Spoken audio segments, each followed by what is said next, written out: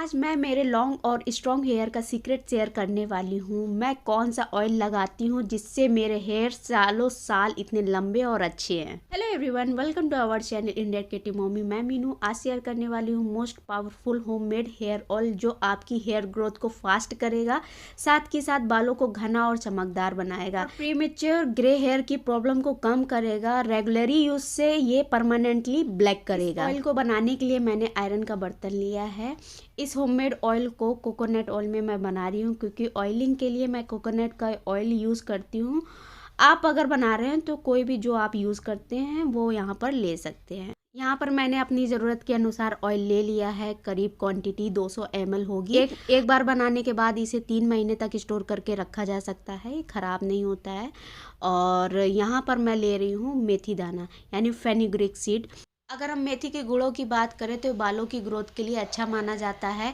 इसमें प्रोटीन भरपूर मात्रा में होता है और विटामिन ए, सी, ई इसमें बहुत होता है, जिसकी वजह से स्कैल्प की ब्लड सर्कुलेशन को ये इम्प्रूव करता है और बालों को हाइड्रेट रखता है। नेचुरली तरीके से बालों को स्ट्रेट करता है, स्मूथ करता है और ड्राई इची स्कैल्प को ही ठीक करता है और प्रोटेक्ट करता है हेयर फॉल से।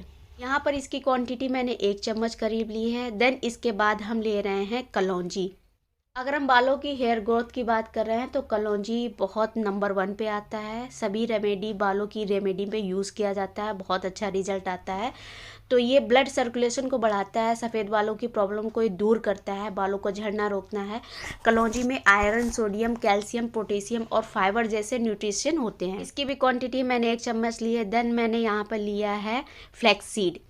फ्लैक्स सीड भी बालों के लिए, क्योंकि हम यहाँ हर्बल ऑयल बना रहे हैं तो मैंने यहाँ पर फ्लैक्स सीड का भी यूज़ किया है। फ्लैक्स सीड भी बालों के लिए, बालों की ग्रोथ के लिए बहुत अच्छा होता है। इसकी भी क्वांटिटी मैंने 1 टेबल स्पून ली है, यानी सभी की क्वांटिटी मैंने 1-1 चम्मच ही ली है। देन इसके बाद मैं डाली हूँ इसमें प्याज ये जो पिंक वाला होता है वो लेना है।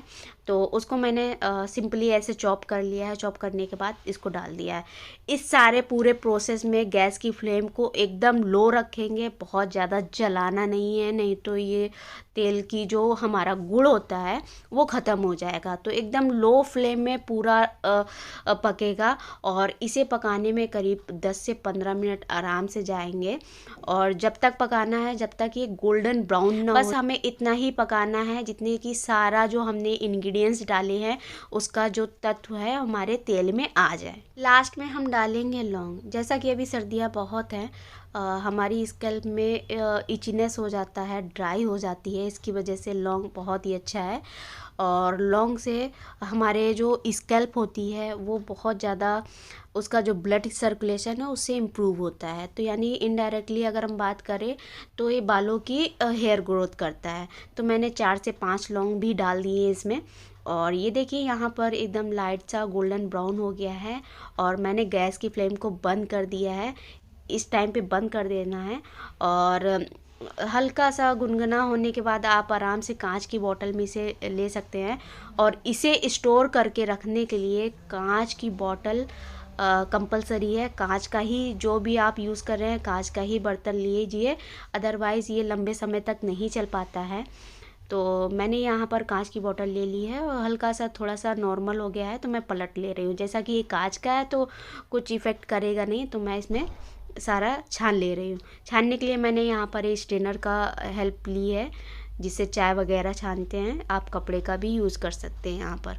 तो ये देख रहे हैं आप, इसका जो कलर है वो ब्राउन सा हो गया है और जो हमने मेथी, कलौंजी और सारी चीज़ें ली थी वो हल्की सी थोड़ी सी डार्क ब्राउन हो गई है। बस हमें इतना ही पकाना है। देन इसके बाद इसको ठंडा करके बंद करके रखना है।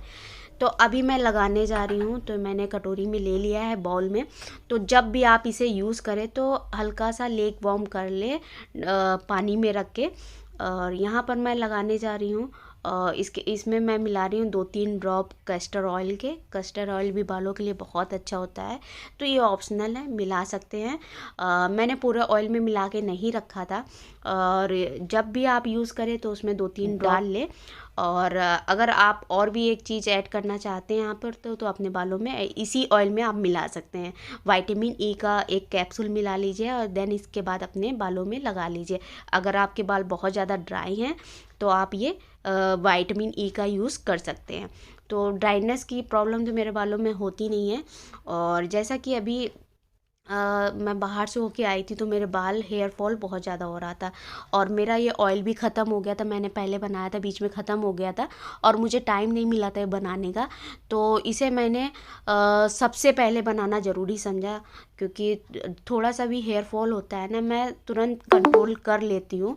अगर समय रहते कंट्रोल ना करो तो फिर वो बढ़ता ही रहता है, वो फिर बहुत मशक्क़त करने के बाद वो कम होता है। तो इसलिए मैंने आकर वहाँ से आके प्रॉपर ये ऑयल बनाया, देन अपने बालों में इसे अप्लाई किया।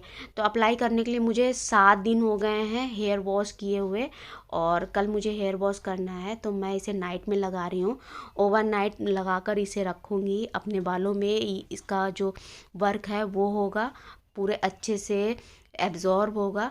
चम्पी करूँगी 10 मिनट के लिए, और जब भी मैं ऑयलिंग करती हूँ 10 से 15 मिनट की चम्पी ज़रूर करती हूँ। जैसे आपको दिख रहा होगा, ऊपर से मैं ठोकती हूँ, जैसे मम्मी दादी ऐसे ठोकती थे ना, चम्पी बोलते हैं इसे।